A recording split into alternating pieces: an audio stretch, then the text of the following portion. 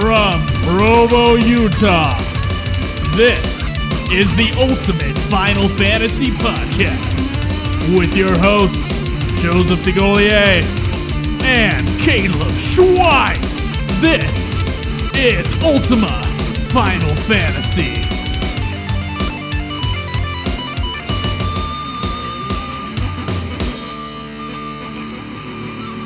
Welcome to another episode of Ultima Final Fantasy, the Ultimate Final Fantasy Podcast. I am Joe. And I am Caleb. And today we're going to be talking about, in our main discussion, On the Way to a Smile episode Denzel Final Fantasy VII, or whatever the fuck it's called. That would be its official title. Not to whatever the fuck it's called, but the first part. Oh, okay. I figured the whatever the fuck it's called because the title is almost that long. It's true. It is pretty long. When we watched the thing, it was just a giant title page. Yeah, it was kind of like the Aqua Teen Hunger Force : movie film for theaters for DVD. That's like what it's called on the DVD case. Nice. And it says that for the soundtrack too. So like the soundtrack in iTunes, when you click on that tab to make it as wide as the longest one, it'll make it like super wide because of that soundtrack being in there. Nice. Yeah. Retarded, but same thing. So last week we talked about Advent Children and Advent Children Complete. Yeah. Right? And I feel like we need to just revisit a couple things on that real quick. Okay. We have two different forum members. Void, of course, joined our forum finally. And Womble, I believe. Yes. Womble619. Yes. Okay. Womble. And he, of course, had a different opinion. Would you like to share what those were? Kind of the viewpoints from those two different people. Well, Void basically said that we were too easy on it.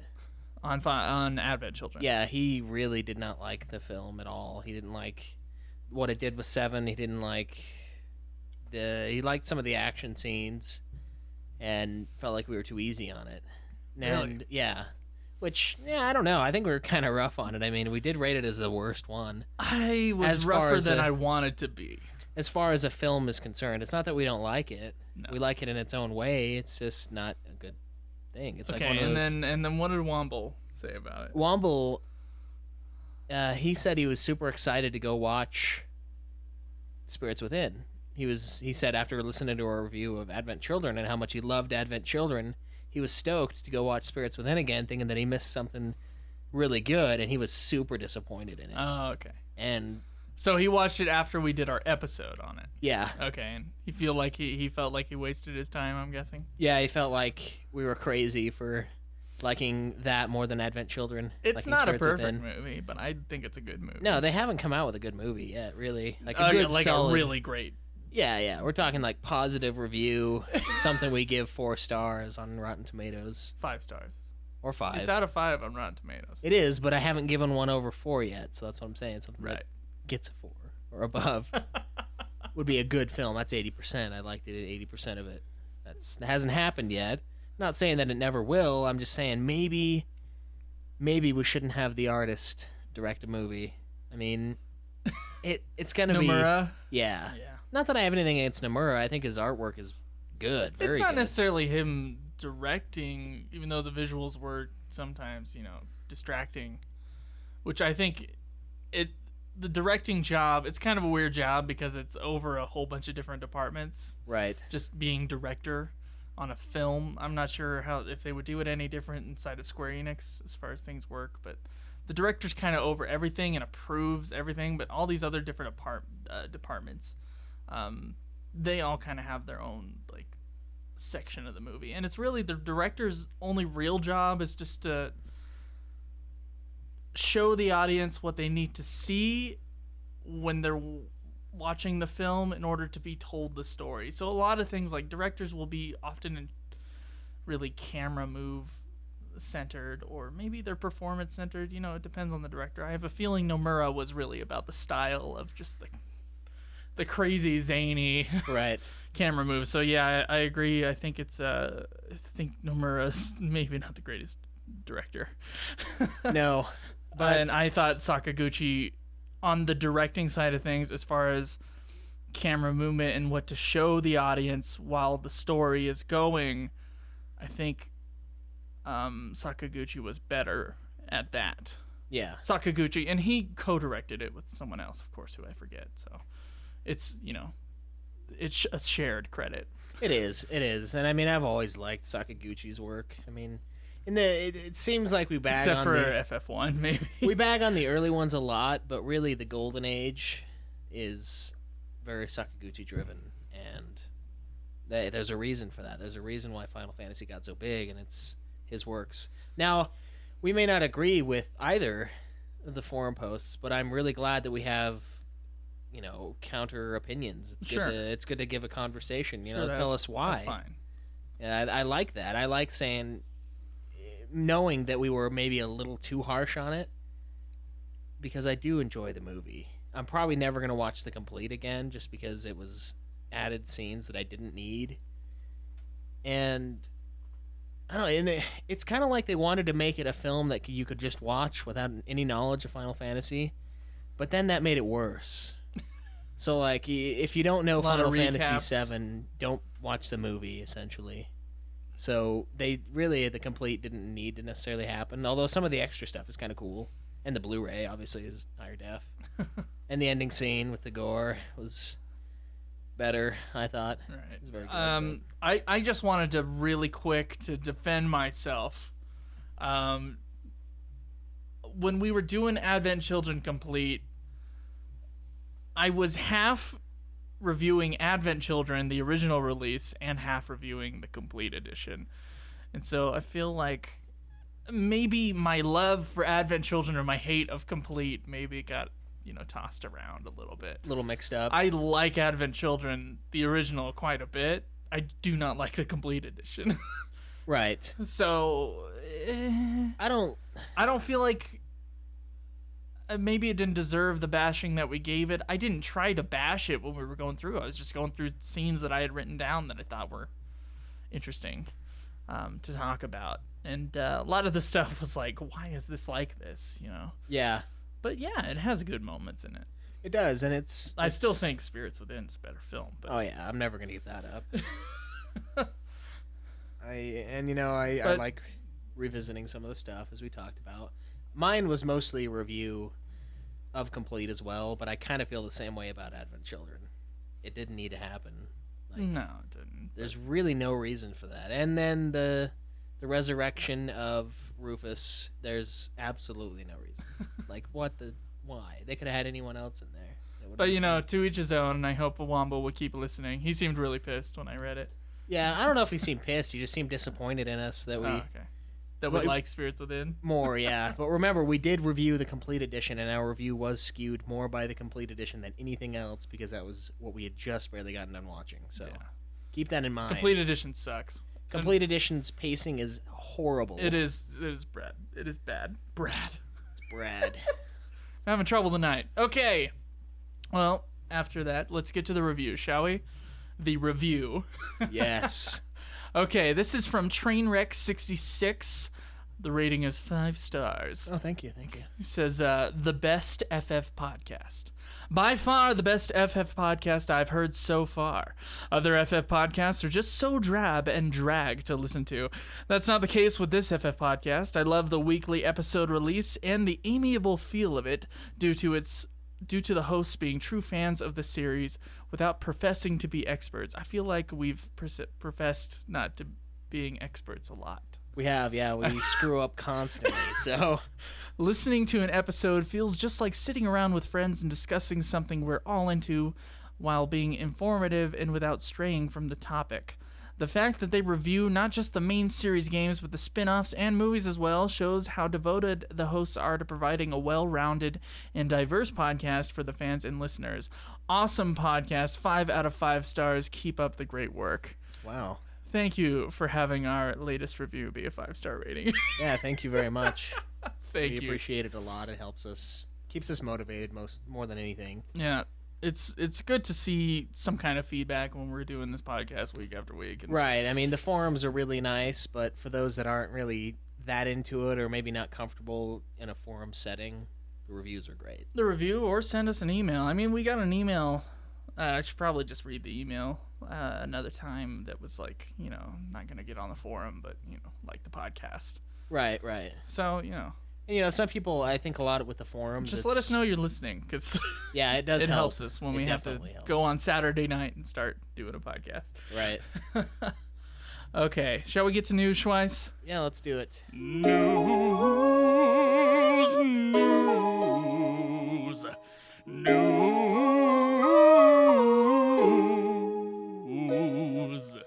All right, so what do we got for news? First off in news, we have Final Fantasy XIII on the PC. As you know, a lot of people were complaining that they couldn't mess with the resolution, and that the resolution of the game on PC could only go up to, I think, 720. Yeah. 720p. And Final Fantasy XIII, too, though, could go up to 1080. And they're adding a patch on December 11th that will allow them to change the resolution to 1080. Oh, nice. For those who are really bugged by that. And, I saw it on Caleb's, I thought it was an HD monitor in 720. It looked perfectly fine to me. Yeah? Yeah. Well, the thing is we played 7 just barely. 7 does not look fantastic, right? And it's still a good game. It shouldn't make the game any different, so. Right. Wow. But now you're getting what you want, so. Okay. We'll have to see if it looks any better. I mean, who knows? Maybe we're wrong. It probably does look better. I'm sure it will. What type of monitor was Caleb using? Do you know? I don't know. His monitor and my monitor aren't really that great. Are they HDMI though? Or are they? Yeah. What do they go up to? Do you know? I don't think they're 1080. So they're probably 720. They're probably 720. Okay, so we're not gonna see it. Yeah, so it doesn't even matter. Okay. It still looks amazing. All right, so Final Fantasy VII is coming exclusively to PlayStation 4 in spring 2015. A remake? No. Oh, Same version. shit. It's essentially just the PSN/Steam version of the game. They're just releasing it on PlayStation 4. Yeah, and there's a nice little trailer. If you want to look it up, it's just highlights from the original game. Yeah. Nothing really too spectacular. It will have like the booster or whatever, the materia booster, and all the stuff from the Steam game. It's just basically a port from that. Yeah, so that's kind of nice. You get to play it on your PS4. And our last and most exciting piece of news, there is a month-long race on Twitch, I do believe, right? Yes. From 2 players on Twitch to see who can finish 21 Final Fantasy games first. Wow. Yeah, these guys are taking what us and Void are doing and putting it on crack cocaine. It's sick. They're these speedrunning guys. Crumps 2, and who's the other one? Sereth. Cereth. And you can kind of see both of them going head to head. Right. Whenever they're online, they're not online. Yeah, a couple days ago. Recording this. Actually, it was probably like 5 days ago. I was over here, and they were on Final Fantasy They were on Final Fantasy 3. So they were doing all the big, I think the numbered Final Fantasy games, a couple of the spin-offs. They were all the one-player ones. And forgive me if I'm wrong on these. I think it was Final Fantasy 1, Final Fantasy 2, Final Fantasy 3, Final Fantasy 4, Final Fantasy 4 The After Years, Final Fantasy 5, Final Fantasy 6, Crisis Core, Final Fantasy 7, Final Fantasy 7, Dirge of Cerberus, Final Fantasy 8, Final Fantasy 9, Final Fantasy 10, 10-2, and then the 3-13 games. They weren't doing Crisis Core? Did I say? I thought I said. You said Crisis before Core. Crisis. Sorry, I meant Crisis Core. Oh, I was like, why are they doing the cell phone game? I'm having trouble with the cores and the Crisis and all this. Especially because you haven't played them for more than like 10 minutes. Yeah, that probably is part of the problem. Why I keep forgetting the that names. they're of these, almost the same of these name. things. So Yeah, they're all based in the same time too. So yeah, fuck me, right? we played the original. Fuck the others. Okay, well, that's really it for news as far as I can see. I know Kingdom Hearts 2.5 came out for those of you who are interested in that. And I'm sure that's great. And then Final Fantasy 14, I think there was an announcement for a patch For a couple job for classes. I think that it was patch 2.45, and that they were gonna fix the Dragoon and Ninja. They were like gonna make them more even. Yeah, they're balancing them. There's some issues. I think the Dragoon might have been overpowered, and the Ninja might have been like difficult to use or something like that. So if you were pissed about that, well, they're fixing it, of course. All right, so that's going to be it for the news. Let's go on to our main discussion, shall we? Oh, I think we should.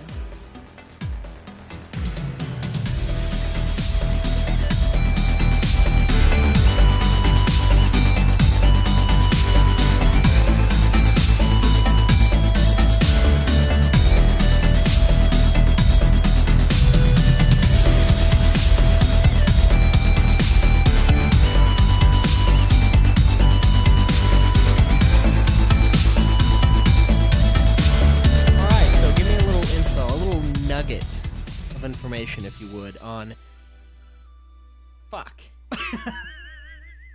On the Way to a Smile. On the Way to a Smile, episode Denzel, Final Fantasy VII. The longest title in the history of the universe. Yes.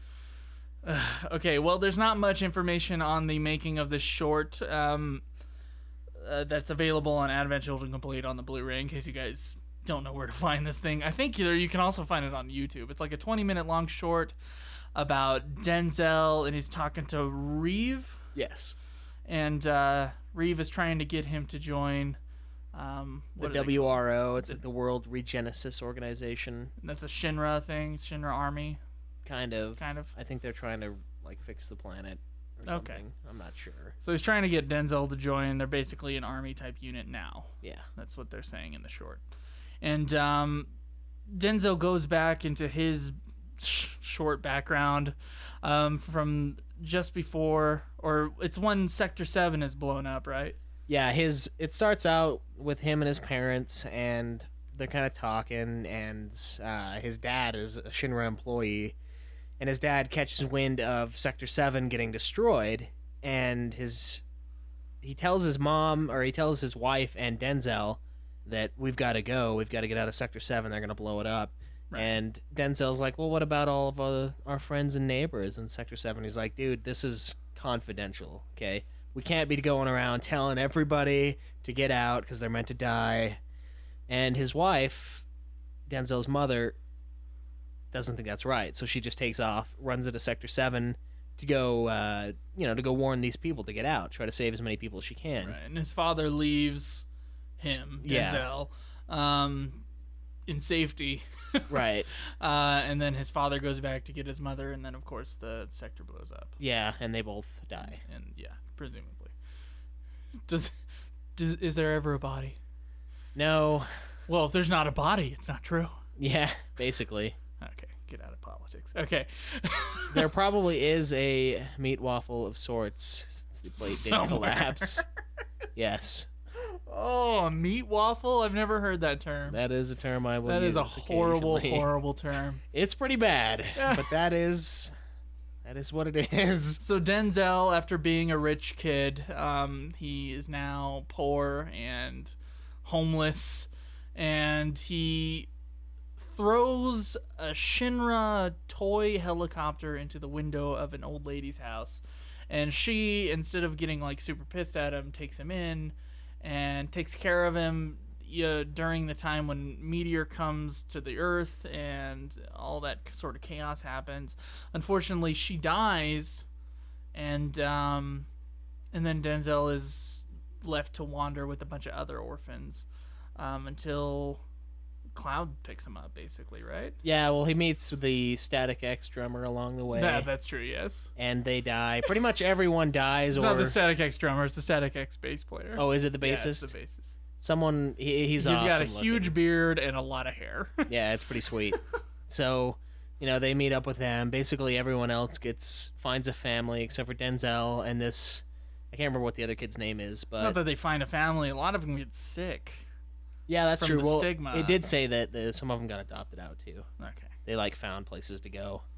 But him and this other kid, and Denzel being, the rich douche that he is at this time, I guess, says something about how, my dad used to say, why don't we just catch some rats to eat? Because my dad used to say everyone in the slums just catches rats and eats those. And then he finds out his friend that he's been with was actually living in the slums. And yeah. He doesn't take too kindly to Denzel's words about them eating rats. He's not too happy, so he takes off, and Denzel's pretty much left alone. And then he finds Cloud's cell phone. Yeah, and then he does a few grunts as opposed to tens of thousands. That's true, in the complete edition of that scene. Yeah, and then it essentially shows the scene where he calls, or Tifa calls the cell phone, or he calls Tifa, I can't remember which one it is, but the conversation between the two, and Cloud walks out, finds him.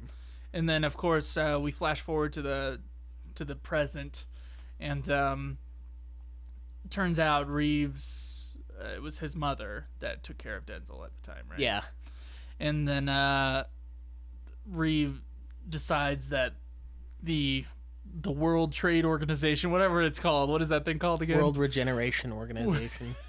The WRO, that they're not going to recruit children anymore because he feels like children have a different place in society now. Yeah, which is right, but he feels like... And then he walks off, and Denzel is thankful for all the people that have helped him along the way. Right, and then Cloud's childhood friend Johnny is also there. Jahoni, as the sign on his coffee shop reads. Nice. So that's kind of a cool callback, I guess. Right. I liked it. I mean, I didn't really have any problems with it whatsoever. It was interesting because they never really discuss kind of like the fatalities of Avalanche doing the and Shinra and all the people below and all the horrible things that they have to go through, and we kind of see a little bit of that through Denzel's story. Yeah, kind of like the slumdog kind of stuff. I didn't realize, even though he wasn't a slumdog, but right. I didn't realize the slums were that bad, that they viewed it as that horrible of a place. Like, it didn't seem that horrible when I went through. I mean, wow, it wasn't great, but maybe Denzel was wrong though. Maybe it's only... Well, they don't eat rats. We know that. They don't eat rats. That's good. They did have food. I mean, I went to the diner in Walmart. That's true. That is the slums. That area is pretty trashy. But, yeah, it was kind of nice. It told a story that we haven't seen over and over again. Kind of the underlying... I saw a little bit of it in Advent Children Complete. It was interesting that they added... What was the point of them adding that scene in Advent Children Complete if that thing was only going to solely be on that DVD, on that Blu-ray release? That short episode Denzel. The scene where he finds Cloud? The scene where he finds Cloud, yeah. It seems totally worthless. Kind of. It kind of leaves It was worthless anyway, but... Well, I mean, it kind of defeats the purpose of this mini, like you said. It doesn't give us any sort of mystery as to where Denzel came from. Sure, and then the mini would, would be a realization show us of that, it. yeah. Yeah, so that would have been cooler. Damn. But no, I liked it. It was in regular anime style, I'm guessing, whatever it is, Japanimation. I know everybody hates that term. Denzel, I found, was a little weird because his eyes were huge instead of what we'd seen him on in Advent Children. Yeah. Which was just regular big eyes instead of just giant eyes that take up 1/4 of his face. That was something that really kind of bugged me, just the transition between the two styles of animation. I certainly felt like there was a lot of good in that short. The scenes with the grandmother dying and just how wrenching that is. Yeah. Especially just how violent the image is when he finds her dead body. Yeah. I found actually kind of powerful imagery. Yeah, with the stigma pouring out of her dead lips. Yeah. A little rough. Yeah. Yeah, I enjoyed it. I felt like it was a good little short. I mean, maybe that's what we need, is more shorts. More shorts. Just a little bit at a time is all we can take. It doesn't say if this is canon. I assume it is, though, because it came on the Advent Children. I would assume so. And it's, it obviously was directed by, we think the credits were all in Japanese, no translation. Well, we would assume we can that find out who it's directed by. Right, but I mean, I'm just going to assume that it is canon just because of it being released with the movie. Yeah. There were a couple spots in the animation that were interesting. One of which was Denzel's father when he runs off. He kind of runs like a freak. Yeah. I don't know how to explain this over air. He runs like kind of like how Vanille runs in Final Fantasy 13. Like he's kind of Like skipping swaying. weird. Yeah, kind of a skip thing. And I was like, oh, What the fuck is that? what's wrong with him? He's like, yay, gonna go find my wife among the slumdogs. It's Like, horrible. well, I mean that he's got to have that mentality if his son does. Probably learned it from them. A little something I felt a little bit out of place with the short. Denzel seems a little bit too mature for his age, just in the way he speaks. I don't know. It's something that Maybe it's after losing his parents and everyone he cares about. Maybe kind of. maybe Although you'd think that would just mess him up and make him like, just a horrible child. yeah, Yeah. like a super outcast of society kind of a deal. Which I guess is what he was before Reeves' mother found him. Yeah, the very short time, the walk that he took Yeah. to the Eve. Yeah, what did you think about the animation, Caleb? I thought it was fine. I mean, it's not super high def or anything. It's just drawings, Especially on the TV that we watched it on. Yeah, the subtitles were painstaking on that TV. Standard def, watching this Blu-ray, and like the white on the light colors, it was almost impossible to read. I'm sorry. Yeah, other than that though, Caleb's HD television is out of the house, and now I just have that. For now. The old school. I felt it was State fine. of the art 10 years ago. Yeah, it was. I didn't have any issues with it really, as far as animation goes. As far as the story goes, I thought it was good. Even Denzel's huge eyes. Yeah, I didn't really bug It didn't me. bug you. It was like Yeah. giant puppy dog eyes or something. And I never got that from Denzel in the Advent Children movie. Yeah, that's true. I guess that's kind of a contrast. But I guess that is just the style. Maybe it's just the giant eyes in anime. So whatever. There was some interesting musical cues. Did you hear those when you were watching the thing? Yeah, there was some kind of remixes. Yeah, to a few remixes of tunes. old Final Fantasy VII tracks that I thought actually sounded pretty good. I can't really go into more detail about that without listening to it, but I thought those were good too. And I thought the story, I kind of got roped into the story, and so I must say it's more compelling than some other Final Fantasy stuff. But yeah, I liked it. Overall. It's a good 20-minute short in case you guys just ever want to watch Final Fantasy VII episode Denzel on the way to a smile or whatever. Yeah. He didn't really smile much, honestly. Like, He was on the way to a smile. right, but everything that happened to him up to the end was pretty crappy. I think it's just called episode Denzel, and then all these little short stories that go in between, which we should kind of delve into at some point. I think that as a whole is called On the Way to a Smile. Oh, okay. The episode is Denzel, and then of course it's Final Fantasy VII. Okay, that makes sense. So it makes the longest title on record. yeah. You have anything else to say about the short? I mean, it was 20 minutes long. I don't think so. No? No, I felt like it was fine. The art style was good. It wasn't quite as good as the Last Order, I don't think. I don't think it wasn't. It wasn't as stylized either. It felt a little bit tame. Yeah. I don't know how to, like, rounder or something. I don't know how to express. It didn't feel like quite as flush with the 7 universe Yeah, I can see that too. as Last Order. Yeah.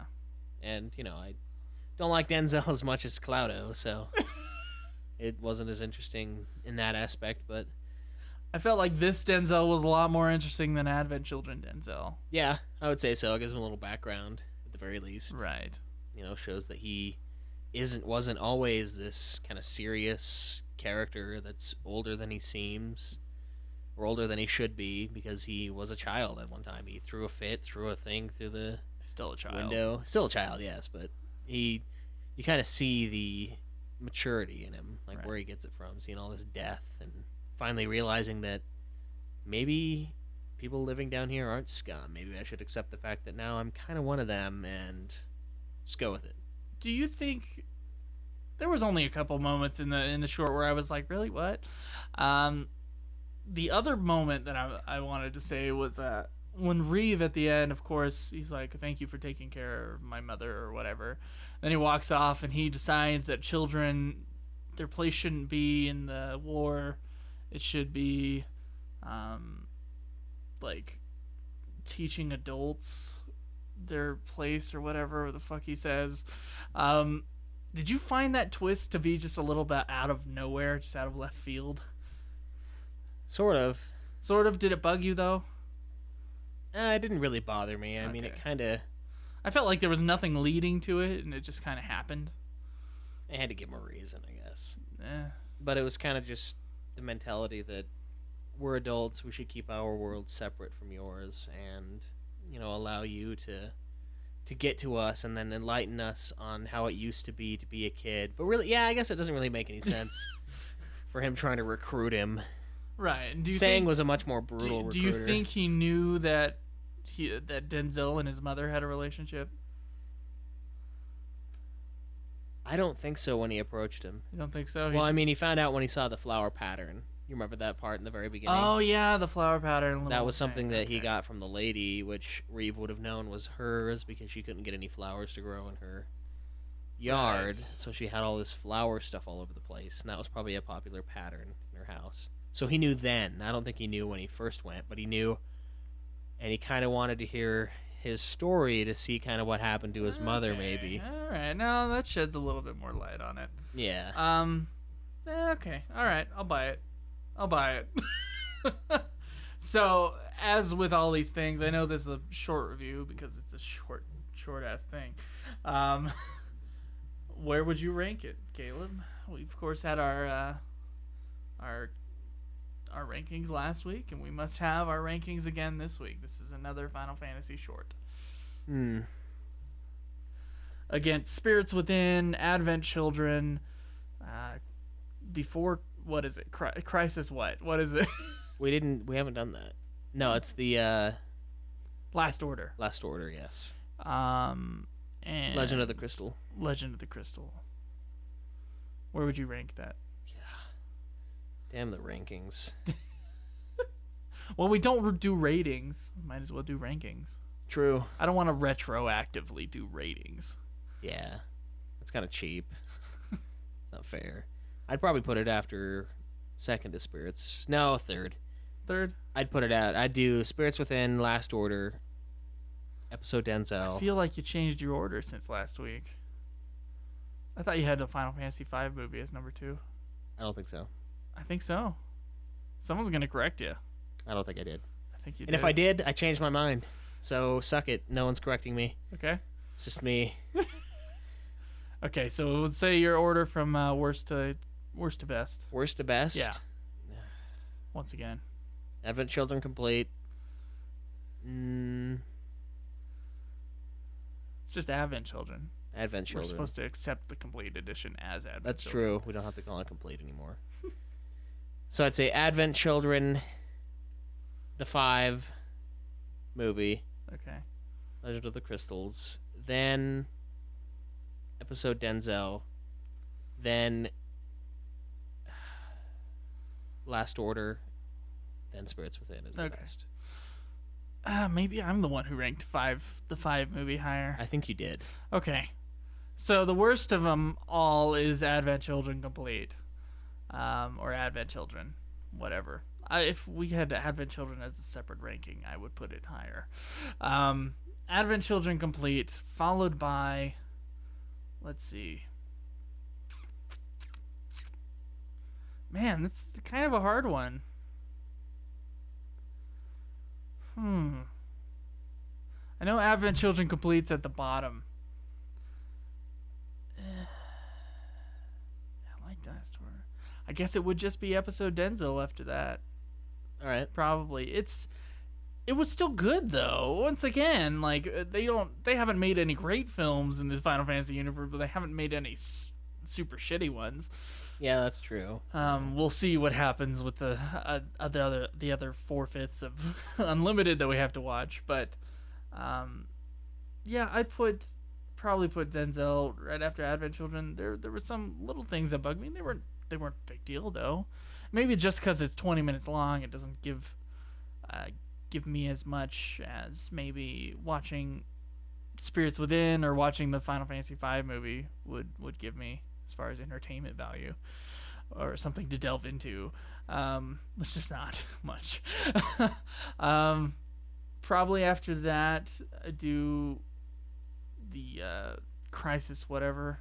What is it? Last Order, and the Final Fantasy V movie, and then Spirits Within. Probably. Okay. Yeah. So, anything else to say? We're done. We're done with the short. Yeah, I can't. I would like to know what everybody else thinks about this little short. I'm wondering how many people have actually seen it from our listeners. Yeah, go onto the forums. We'll throw in another section of it. Let us know what you think. I mean, have you guys watched it up to this point? And if not, did you? And what did you think? Yeah, and it's on YouTube, so you can go find it illegally. Watch it. All right, so let's move on to a tactic you might need, shall we? Let's do it.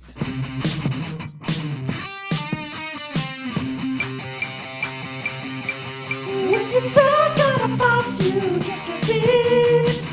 You know you need your best. When you're looking for items that you see, You know we'll help you out with some tactics you might need. All right, so this tactic you might need is brought to us by Batman. On our forum, of course. On the forums, yes. He says, here's a tip on how to reach level 99 with all characters and further increase their attributes. This is especially important. This is on what game? If you are taking down either Ruby or Emerald weapon in Final Fantasy VII. There we go. The fastest way that I found to reach level 99 is to go to the Northern Cave on your way to fight Sephiroth. There is an area with a save point, a couple treasure chests, and lots of roots growing on the ground. The save point is only if you put it there. Right. But I know what he's talking about. That's where you put the save point. That's where I've always put the save didn't even put a save point. I just walked straight into the Northern Cave and went to Sephiroth and forgot about the save point. Oh, it's fine. It's a good thing he won. Yeah. So it was really easy. He says if you run around in here, you will get into an encounter with either an enemy called Mover, which looks like 3 bouncing balls, or they a give magic you a lot pot. of AP, don't you? Lots Don't of AP, they? yeah. Yeah, that's right. I remember the movers. Still a decent amount of XP, but I remember you trying to level up last time. yeah. Yeah. So I definitely use this. I already knew it though, but that's fine. Which looks like 3 bouncing balls or a magic pot. Movers can be killed with regular attacks and net you a large sum of XP. Did you say they can be peeled with regular attacks? They can. Peeled is another way of saying killed. Okay. Yeah. They can be killed with regular attacks. They can. Sorry, I got a text from Caleb, the bastard. So he's on the show, just surrogately. Just adding a little silence to the mix. So movers can be killed with regular attacks and net you a large sum of XP and AP, but the magic pots will give you 8,000 experience and 1,000 AP per magic pot. Right. Which is sick, especially if you've got the XP boost that I had. I was getting 12,000, and then when I leveled it up to max, I think I was getting 16,000 per magic pot, which is sick. It is probably the best place to level up in the game, right? Oh yeah, easily. It's right in that area where the shrubbery is all around. They're super easy to kill, and they kind of come up a lot, especially if you got your luck up, which happens throughout the game. So magic pots are fairly common. Mm-hmm. So if you have any XP or AP boosting equipment, this will help speed along the process. So the triple growth weapons, the experience boosting materia, etc. For those of you who are unaware, you have to give each magic pot an elixir before you can damage it. That's true. Use the W item trick if you have the materia. If not, you can go to the northern mountain and find the small dome-shaped cave with a single treasure chest that contains an elixir. If you open the chest, don't press anything when the text box appears. Use only directional pad and walk out of the cave. The text box will remain open on the screen, and if you walk back into the cave, the elixir will be back in the treasure chest. Wow, I have never heard this. Me neither. That is amazing. I've heard of something similar to this, but didn't quite have the full experience. That is amazing. I would just get the W item materia, though. The W item's way good. That is a cool trick. The W item, you can get that in the Bone Village and dig it up if you miss it. The W item? Yes. The W item materia and some very important other materia, too. I think Bahamut Zero I dug up there. Yeah, If you miss it, you can go to the Bone Village and get it. I don't know about the W item. I'm pretty sure about the W item. I thought that was a completely missable materia, but I'm not 100% sure. I think that's where I got it during the last playthrough. Really? Yes. I always get it. Like, you can go online and it'll tell you where to dig. Yeah, give us the tactic. See, tell us if we're right or wrong. So he says the last trick is to take a party. G8. I don't know. Put a grid on your screen and. Yeah, actually, that'd be awesome. They should have that. Okay, what's Batman saying? The last trick is to take a party with Yuffie into the sunken Gelnika. You want Yuffie to be at a decent level, as she will be your damage dealer. The trick to the sunken Gelnika is that every enemy you encounter can be turned into a stat source item by using the morph ability. The reason that he suggests Yuffie, of course, is because her attacks are not as affected by the morph command if she's got her ultimate weapon, which is in the sunken Gelnika. It's a hidden, but you can find a guide on YouTube or anywhere where to find it. Or just look. Or just It's not look. a very large area. It isn't, but I mean, it's not something that's visible. You'd have to be mashing X, which I kind of do anyway. I hit it. I wasn't even looking for it. I always press X. It was like underneath like one of the little dark areas of the screen, wasn't it? It was under like a pipe or something from the ceiling. Yeah. So yeah, grab that because that one makes it even better with her ultimate weapon. I feel like after you've played Final Fantasy enough, you can just know that when you're hitting a certain corner. I've been able to do that with. Go ahead and press X. I've been doing that with 8 a lot. I've been finding a lot of hidden draw points. Yeah. I'm like, this seems bare. There's something here. Which is annoying, but there is. Well, that is a great tactic. Yes. It says different enemies drop different sources, so find which stat you want to increase and get to grinding. However, if you are trying to increase the strength stat, this can be done a little easier by going outside of the exploded reactor in Gangaga and fight the Triceratops tank that can be morphed into strength sources. That I didn't know. Oh, you can morph them.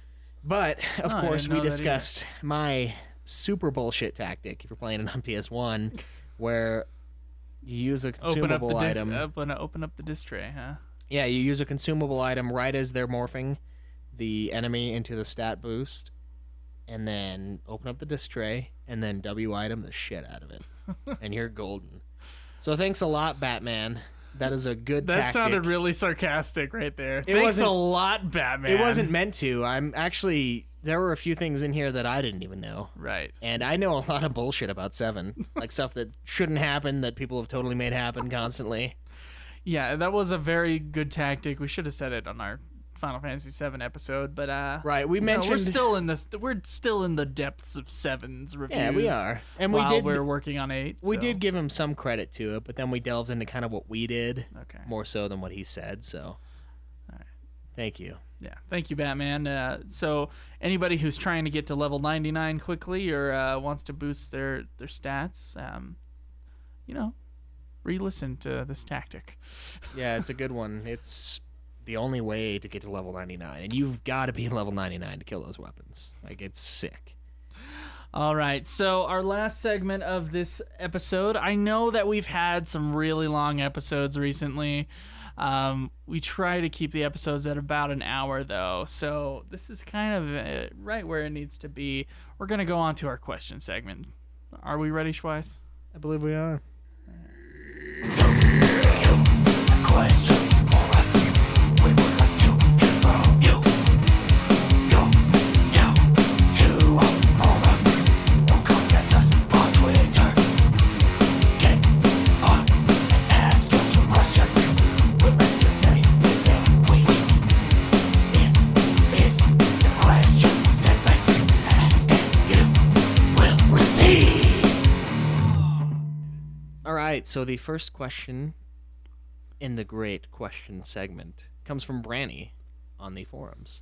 He asks, which of the many Final Fantasy worlds is your favorite and why? Which of the many or many? Many. As in M-A-N-Y. Yes, not mini. I'm from the South. Which of the many yeah. I say stuff wrong sometimes. Not 100% sure if you already answered a question like this, but I'm asking it now, damn it. All right, Joe? Your favorite Final Fantasy world?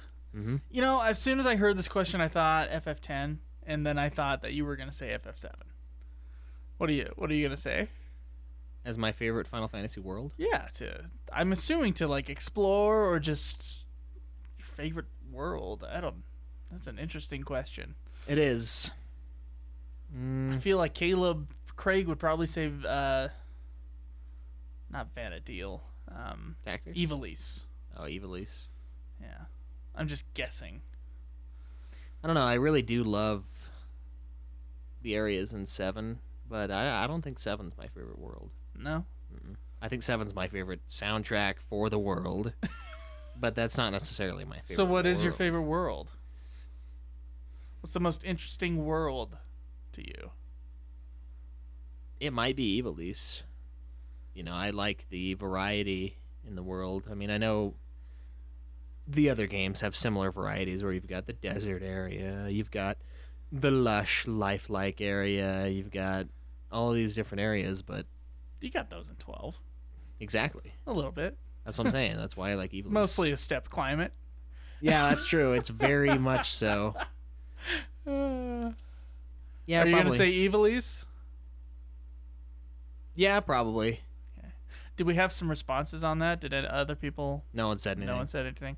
Okay, well, I'm going to go ahead and say FF10's world. I thought the water-like aspect, kind of everything, like the Islander kind of feel to everything. I thought it was really rich and colorful and beautiful, and of course the religious aspects were interesting in the world, and a lot of the other Final Fantasy universes don't have that much depth to them as Final Fantasy X does, as far as its world is concerned. So, favorite Final Fantasy world for me is going to be Final Fantasy X. All right. I'm going to go on my first instinct on that one. That was probably my second. Probably. Yeah, for that very reason. It is the one that stands out the most. Now, with 12... It's the most distinct. Yeah, it is. With Ivalice, I like it because there's some great games that go along with it. Or, well... Okay, there's Tactics, that's a really good game, and then there's 12, that's a good game too. And I do like the variety. But the one thing that I will say that I dislike about Ivalice and Spira is you don't ever get to explore them, really. You get the bullshit select your destination from a list cop-out thing. I feel like you get plenty of exploration in Ivalice. You do, but I would like to be able to land my airship wherever the shit I want to and then walk. But I can't. I have to take it to the ports and then go through, get my cheese confiscated that I brought from another country. And Right. They take my food. You can't have this here. They eat it in the break room. I know they do. It kind of takes away from the Final Fantasy feel in a lot of ways with both 10 and 12. So, yeah. All right. I enjoy both of them. All right. Thank you, Brandy, for the question. Yes, thank you What's very our next much. question? Well, the next one is other podcasts question. Save that one. Okay. The next one is not other podcasts. The next one would be, what's your favorite Final Fantasy to grind in? This one is brought to us by Void. Ooh. Welcome, Void, to the Yes, forum. welcome. He says the reason he asks this question is because he just finished his playthrough of FF12 and absolutely hated the grinding in that game. After you get a good set of gambits... Ditto. Yeah. Ditto. After you get a good set of gambits, the battles take no user input whatsoever. You just have to walk up to a group of enemies and then set down your controller until they're all dead. It made for a lot of snack breaks. By the end of the game, I was just sick of the battles, and I was glad I no longer had to grind. But in some games in the Final Fantasy series, I had no trouble grinding. I guess part of it can depend on the mood you're in and whether or not you feel like grinding. But there are definitely some battle systems and progression systems that are more fun than others. And we had Shinru answer this question yesterday. He said FF5, FF7, FF13, FF13-2. Grinding never felt tedious in those games and was actually fun to do battles and level up. What do you think? Well, since we've been doing a lot of the Final Fantasies in a row, there are points in which we just feel like we want to pull out our hair.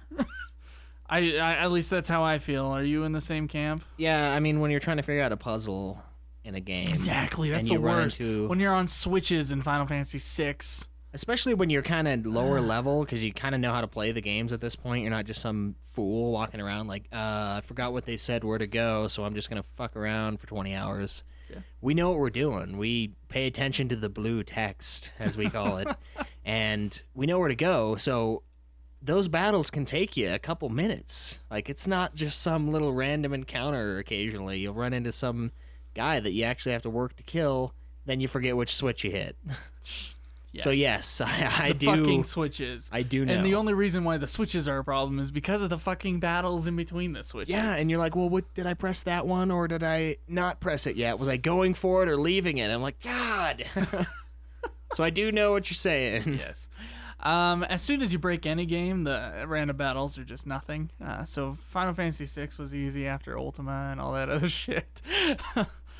Before then, though, of course, it was kind of a grind. The ones that I've enjoyed grinding in, the only ones that I think I've ever said I've enjoyed grinding in, Final Fantasy V, I was very surprised of how much I enjoyed playing the battles in that game. The gameplay was just so well balanced and fun that when I hit into a random enemy, it wasn't something that stopped me. It wasn't something that stopped the fun of the story or the exploring. It was actually, a little fun thing to do in between. Right. And I feel the same way about 13. Now, I know a lot of people dislike the 13 battle system because they feel like it's dumbed down, and in a way it kind of is. It's like the Gambit system with 12, only it makes you think that you're doing more. Right. It does. But the switching of the paradigms and like the way you can mess with the paradigms and all that other shit, and the speed at which you're trying to get shit done, like the behemoths on Pulse, I had so much fun like going after the behemoths because I would experiment with how to get the behemoths to stagger as quickly as possible. And there are, of course, the easy tricks where you just, use magic as much as possible. Right. But it's not just that. It's like, doing your sentinel shit and other shit, so that you boost up your characters and have the haste on and then start doing the magic. I usually did like the two, I can't remember the classes right now, but it was like the two magic guys and the commando.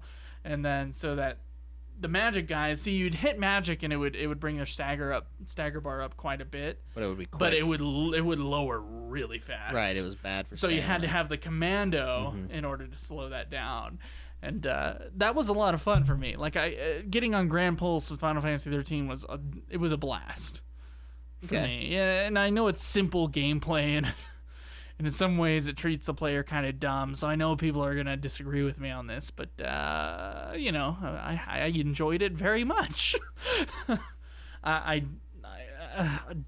Least favorite, and I know Void didn't ask this, I'd probably say 12 also. Okay. And it's not necessarily the Gambit system.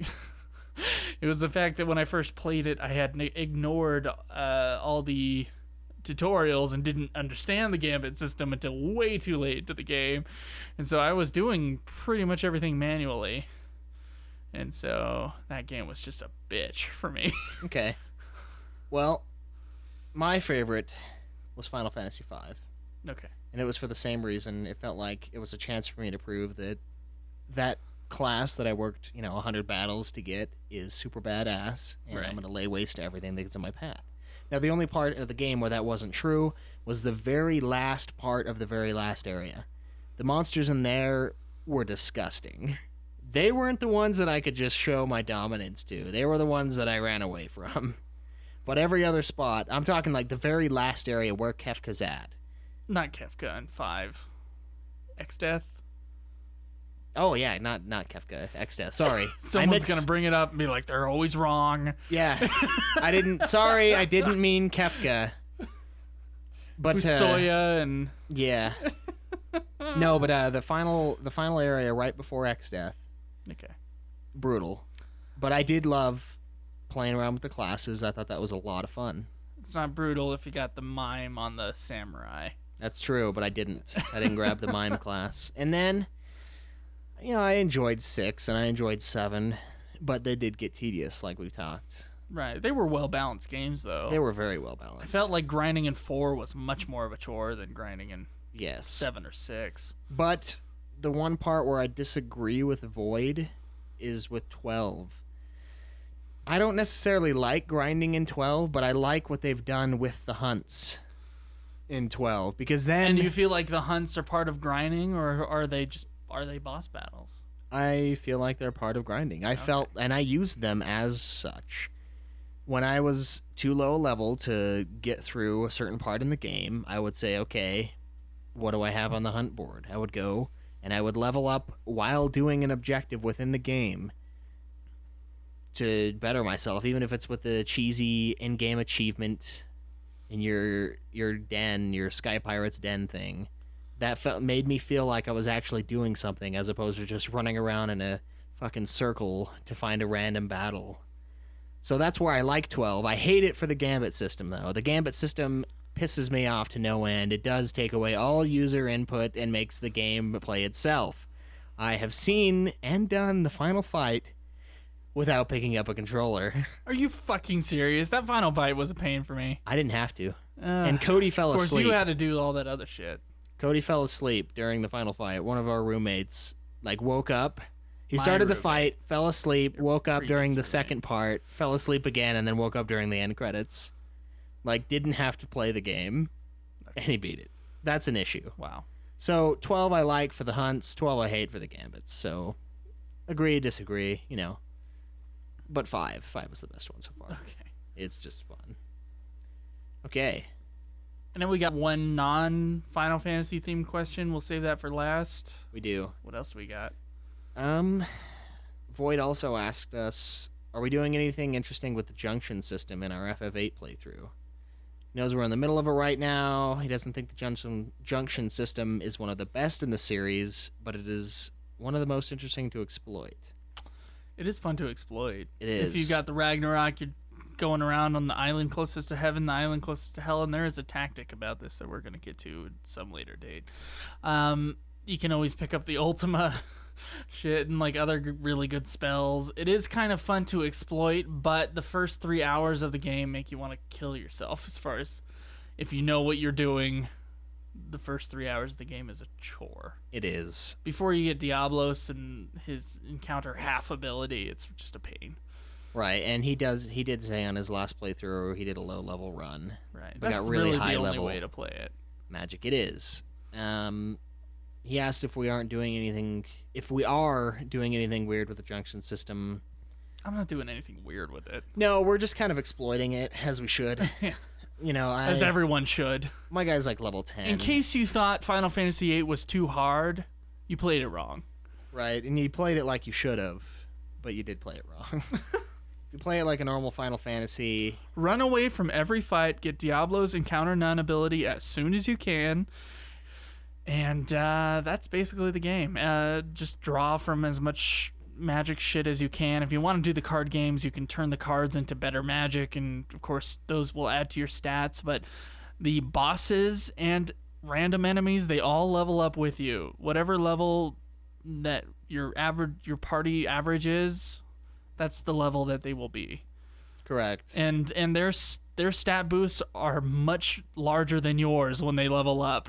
So the further you are in the game as far as level is, so if you're on level 80 and they're on level 80, their stat boosts are much bigger than yours. It's not even as it would be earlier in the game. So it's always better to just run away from everything in Final Fantasy VIII. Right. And I'm at a part in the game right now where I'm having a seriously hard time with a boss battle too. Right. So The game's not easy, I don't think. No. It is mostly easy, but it's not completely easy, even if you're playing on a low level. right, I've run into a couple parts, but nowhere near as many as I did when I played it. I mean, you could do should've. some extra stuff and go junction some more magic, and you'll probably be able to get past them just fine, whatever you're stuck on right now. Probably. Right now, my game is freezing up all over the place. I might have to restart. I'm not sure if I said this earlier in the podcast, but that's where I am. Okay. Okay. Well, we do have one final question. One final Final Fantasy question. Yes. No. It's about other podcasts. Right. So yeah, We got another question, though. We do. Are we going to do the... Yeah, we'll do the other. Okay. All right. So This is the last Final Fantasy themed question. Yes, yes. Okay. After that, we go podcast mode. So this one is from Amerline 1 on the forums. And he says, first off, I must apologize for his previous questions. Seems you all were having trouble with them. Most of them I wrote in the middle of the night. It's understandable. Oh, is he saying grammatically? Yeah, there were some that were Okay. kind of difficult to All read, right, I think. We forget, though. I mean, it I don't doesn't matter. remember reading the question. Right. So his question for this week is a bit different than his other ones. What do you, the hosts, think of the other Final Fantasy podcasts out there that don't have solely to do with Final Fantasy XIV? Like Union, Damn Chocobo, and whatever other ones are out there. I know you both have said a few things about them both, but I would like to know your concrete and full opinion on them as well, as I may have missed. I don't want to shoot myself in the foot or say something stupid, which I, of course, will. Well, let's let him finish here. Personally, I like FF Union to an extent, but I really dislike the girl host. She says like an unbelievable amount of times and takes a long time to get to the point. Both of the hosts also don't seem to really research the stuff they say, and at times kind of seem like they don't know what they're talking about. Damn Chocobo, on the other hand, just takes forever to get to the game at hand that they are playing. That's true. Well, you want to start, or do you want me to start? Just to be clear, those are not the only two Final Fantasy podcasts. There are a couple podcasts that, of course, don't update. FXN and Fireside Chats, but there's not really much to say about them. They're not that... Okay. Fireside Chats is not that great of a podcast. Of course, they only had 4 episodes, so they could have grown into something bigger. I don't want to be too harsh against other podcasts because I know people can be harsh about us, and that's fine. They have an opinion, whatever. FXN podcast was okay, a little bit off. They went off subject quite often. And that is something that we try to strive in our podcast to do, is to try to keep on subject, which is legitimately hard for us. If you're watching the behind the scenes videos on YouTube, you'll notice that we stop and then we talk about completely different shit for half an hour, and then we'll go back to the whatever recording these episodes. Right. And so, other people will just let it record. And that's fine with them. Damn Chocobo being probably our other big competition between us and Union. Damn Chocobo, its subject is Final Fantasy, but it's actually more about the two guys and their relationship and them talking to each other as friends over however many years or however many miles apart they are. I've listened to a few episodes of them, and they're funny guys, but yeah, they're off topic a lot. I'd say they're really close to RPG podcast. Retro RPG podcast. They're really close to them in that they're like two guys, they talk a lot and they're funny, and then they'll get to the game. Retro RPG podcast stays a little bit more on topic, and they're a little bit funnier and probably more entertainers than Damn Chocobo, but that's basically what Damn Chocobo is about. It's about the two guys. It's less about the Final Fantasy games. Okay. There is another Final Fantasy podcast that someone suggested that we should nominate for our Best Final Fantasy Podcast of the Year award. I forgot to check it out, though. I told them I was going to, and I forgot to. So there is another Final Fantasy podcast out there that's not really titled Final Fantasy, and if you search Final Fantasy, it doesn't really show up in iTunes, but it is a Final Fantasy podcast. Okay. So I have no opinion on whatever that was, and so I shouldn't even be bringing it up. What other Final Fantasy podcasts on there? I know there's a YouTube Final Fantasy podcast that's not really a podcast if you can't subscribe to it on RSS. Yeah, that's what it is. Yeah, it's just a YouTube show with no video. So there is another podcast out there. I found that guy was actually pretty entertaining. I should probably have just picked up these names before answering this question. But of course, you want to get to whether or not what we think of Final Fantasy Union. Right. Schweiss, you finally listened to a full episode of Final Fantasy Union today. I did. How about you just tell us about your experience? I am aware that Final Fantasy Union listeners are listening to our show, and I also feel like we should say we have no real negative intentions towards them, except that we of course want to eventually beat them. Right. as far as their iTunes ranking. that is the American way. It's competition, right? Yeah, and of course their host is British, so he has no idea that Yeah. we've waged this war. Right. We've beat Damn Chocobo to the ground now. At the beginning, it was actually really hard. It was. So Well, I'll talk about what I feel about all the other ones go ahead. first. That's fine. Fireside Chats, haven't listened to. I don't want to because I don't want to like something that's dead. You know, it's not something I want to do. Damn Chocobo, I tried to listen to an episode of theirs today, and I've listened to some of theirs before.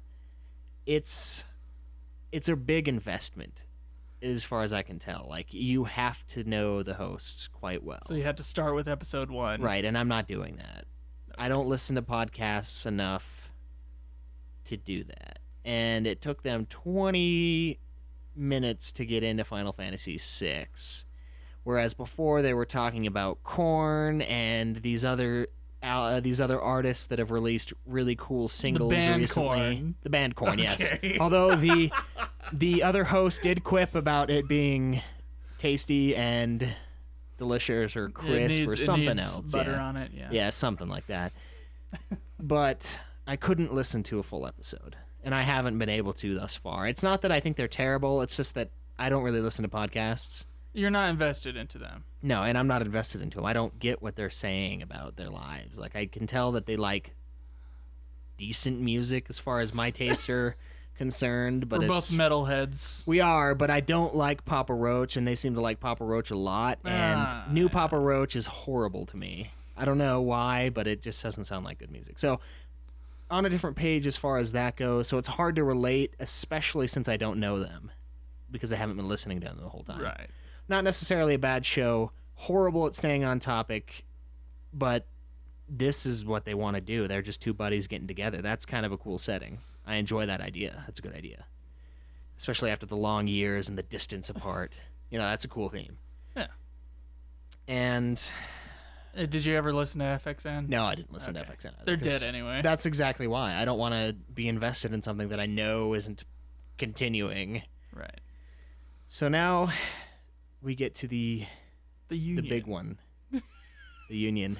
They're unionized. They are. So I listened to their most recent episode today while I was killing people in Battlefield and Is it because of trying this to- question? It is. Okay. I I was wondering why you listened to an episode of theirs randomly. I tried to listen to the damn Chocobo one, and I was like, this is enough. I know that I don't know enough, and just stopped it. So then I listened to the Union one, and I don't know. I don't think I would listen to them. No? No, they're. See, I have listened to a lot of Union, so I don't really. I got a different side to this. I don't really like their subject matter that much. I mean, obviously it's Final Fantasy. That part of the subject matter I love, but they talk about like how they should have done the concert that they recently went to. It was the something Worlds, the band Distant Worlds. Yeah, Distant Worlds. They went to a concert and they're like, well, I wish they wouldn't have focused as much on FF6. I wish they would have done this with this song and this with this song. And it's like, you know,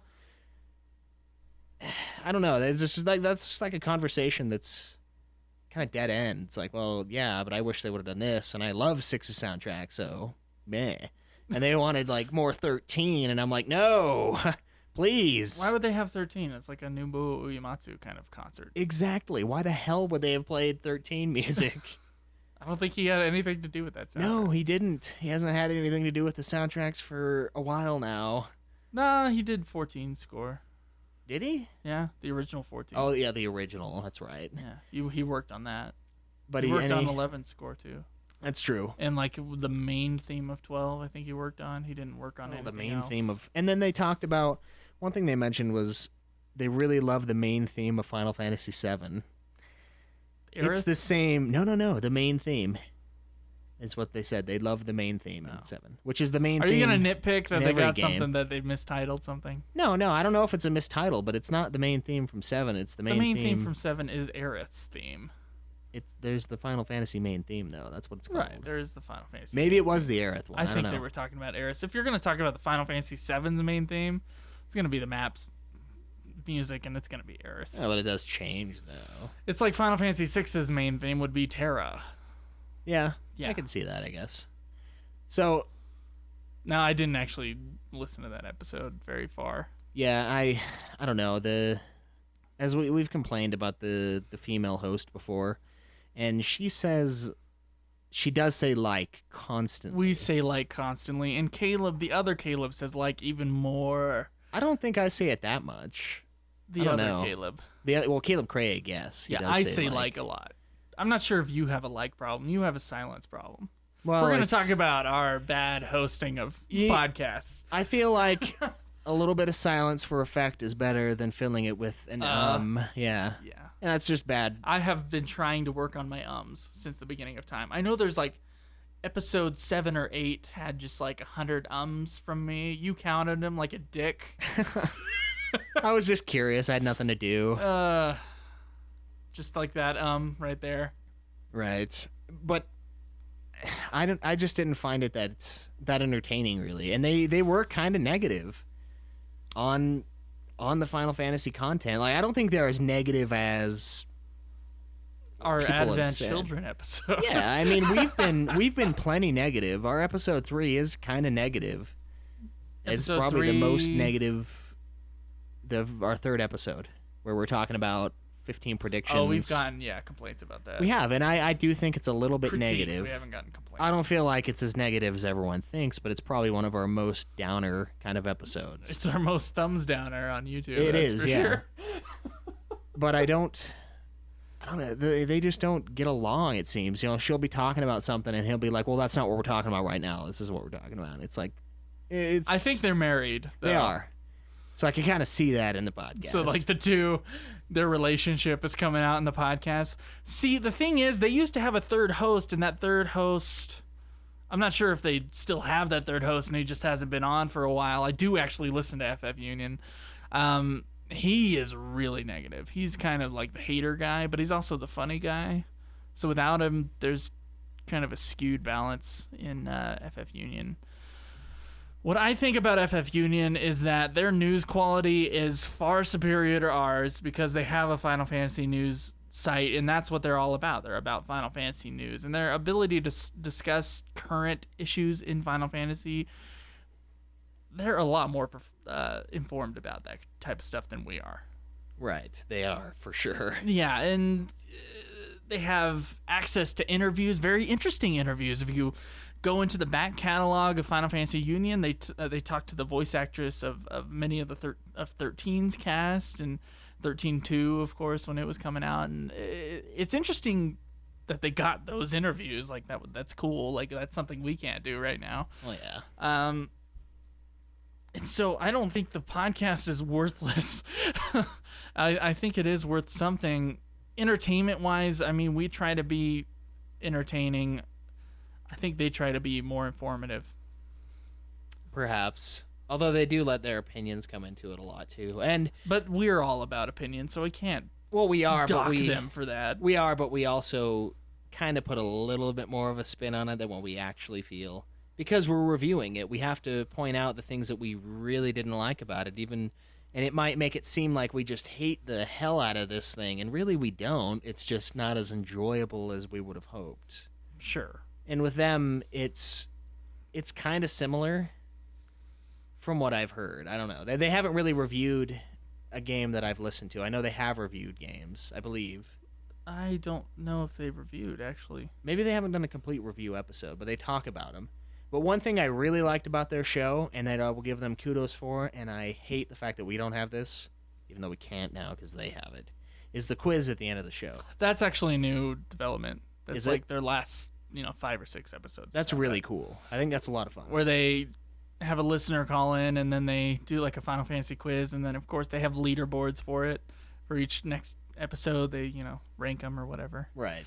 It's pretty cool. Yeah. I found that enjoyable. I wish we could take it, but we can't. It's such an obvious thing that we could take, and it would just be obvious that we took it. Yeah, and we can come up with something else, Right. that will be entertaining. And I like the fact that they play a little tune at the end of the show, which we do a little snidbit of a kind of a remix in between Yeah, for segments like 20 occasionally. seconds, yeah. But I don't want to do a full song. It's kind of really stealing.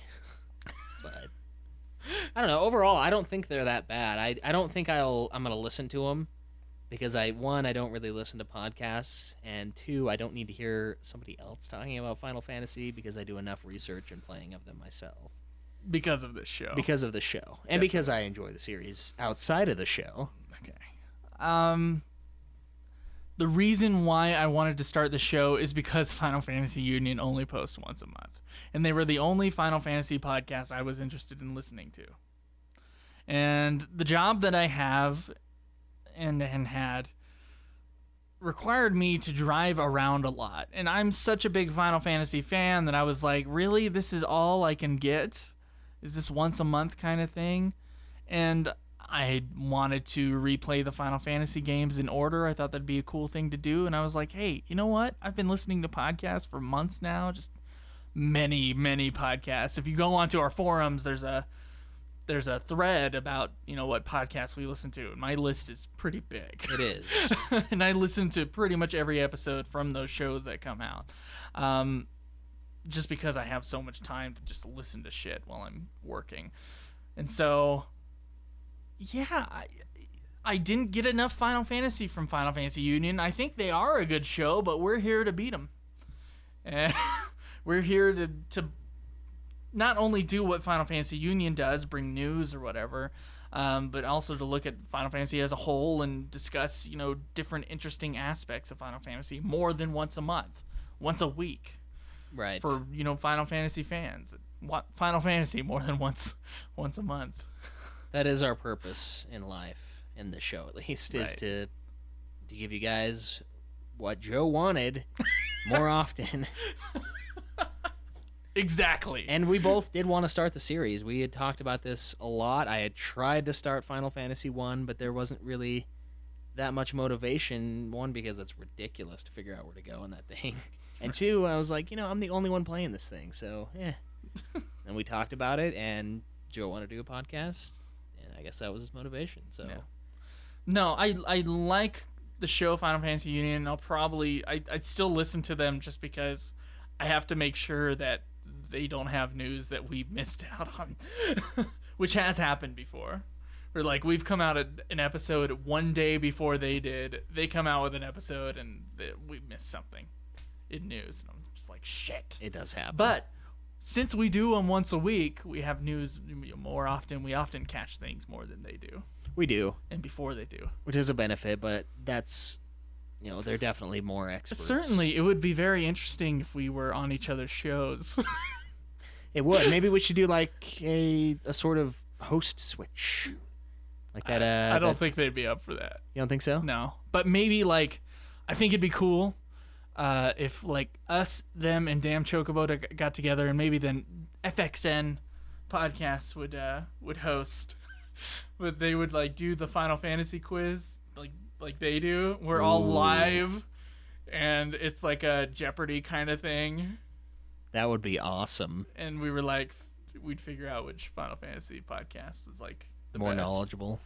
Sure, more series. knowledgeable. I feel like they would probably win.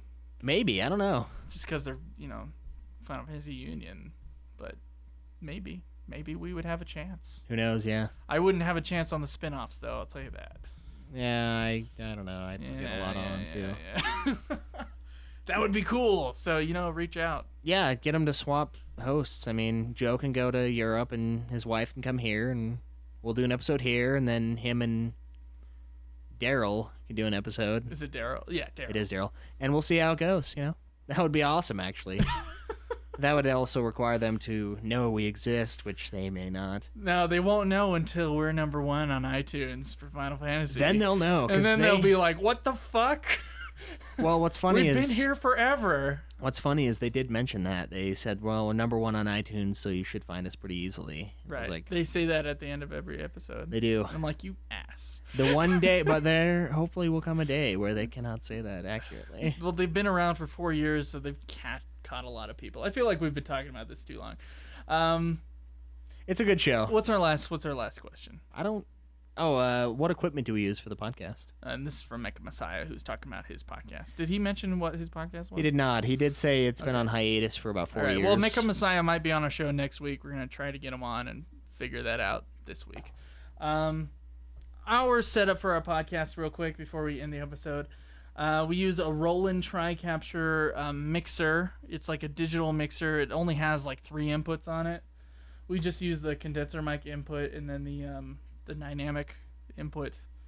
Phantom power. On the other side. So that goes into tracks 1 and 2. The condenser is twice as loud. The mic that I'm on is twice as loud as Caleb's, so I have to take the volume and put it halfway. And then Caleb's weak ass mic, we have to turn the volume all the way up. And we used to have a splitter and just do the one track because I used to have a mic like his. And it's basically just a karaoke mic. What is your karaoke mic type, though? Just in case Mecha Messiah wants to know. Let's look at this. Gonna make some noise. It's a Samson, and it was $24 at Best Buy. Yeah, it doesn't sound bad. I mean, and it does do the job well, especially if you want to do your own music. I would definitely recommend getting one of these over one of Joe's because it gets the more direct input feed. Sure. If you want to put your mic up to an amp, it's certainly better for that. But Joe's sounds way better. I have a condenser mic, which is really good for voices, which is why I got it. It's a Behringer C1. It's pretty much the cheapest condenser mic that you can get. It's like $50 on Amazon. You do have to have a mixer with phantom power, which of course the Roland Tri-Capture has. Phantom power. You could use other mixers though. That's fine. They're both being fed into Adobe Audition, which we use instead of Audacity because Audacity just sucks with their noise removal. That's not as good. What usually happens when I go into the mix, I guess he's impressed with our quality, which I'm not. When I go into the mix, I do a pop master compression. I'll compress it a couple times, just to get the loudness level to a point where I'm okay with it without it popping, and then I will go into the processor and I'll do a dynamic processing, and then I'll take the hum out of the mix as much as I can. And that's pretty much what we do for the episode. We're both on mono, and that's about it. Sometimes I'll add like a bass boost to make it sound sexier or something. Yeah. but that's what we're at. So yeah, that's it for this episode. Thank you guys for listening. In case you guys wanted to start a podcast, that's our very cheap equipment. We do have them on little table tripods. If you look on the behind the scenes videos, you'll be able to see it. And then we got a little pop filter that we put on both of our mics. Yeah. To help with the pop, the explosives. It does make a good difference too. I mean, it's noticeable. If you listen to our first episode, we were holding our mics, and they were actually Caleb's mic is the same one we were on not on the first episode, but the second episode. Mm-hmm. And you can hear when the cord would rattle and all this other shit. So you kind of do have to have a tripod, but I'm sure Mecha Messiah already knows that. So we will see you guys next week. Enjoy the grind. This has been another production of Ultima Final Fantasy, the Ultimate Final Fantasy Podcast. The show was produced by Joseph DeGollier and Caleb Schweiss, with music and editing by Joseph DeGollier, parodies and clips from their respective authors, of course. You can get all of our episodes as well as our Let's Plays at ultimafinalfantasy.com. You can also contact us on Twitter at UFF Podcast, as well as our contact page on our website. Be sure to subscribe and review our podcast. Your reviews may get read on the show, and look forward to the next episode of Ultima Final Fantasy, the Ultimate Final Fantasy Podcast.